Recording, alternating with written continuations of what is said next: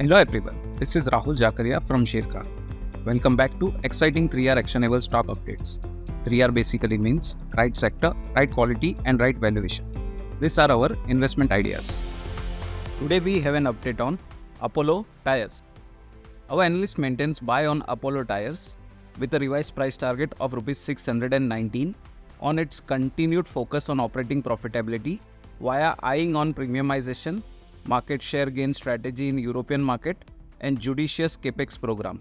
The company has reported strong operating performance in Q3 on the back of soft input cost and improved product mix. Q3 was the second consecutive quarter in a row when Apollo's EBITDA margin came about 18%. The stock trades at a price to equity multiple of 14.8 times and EV by EBITDA multiple of 7.7 times its FY26 estimates. Next, we have an update on Cummins India. We upgrade Cummins India to buy with a revised price target of Rs 3,000.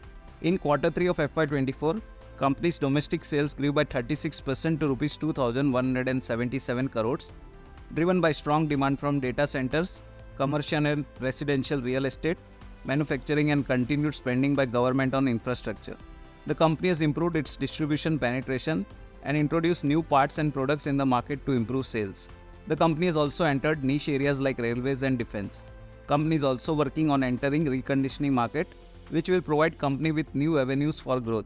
In the domestic market, Cummins is well positioned for the transition to CPCB 4 plus norms with long-term implication favorable for a market leader like Cummins in terms of revenue and profitability. For FY25, management expect revenue to grow at 2 times GDP rate with margin improvement of 100 bips.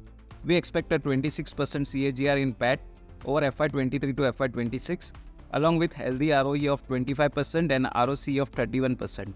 Valuation seems reasonable at 33 times its FY26 estimated EPS, given early growth tailwind supported by continued government spending on infrastructure.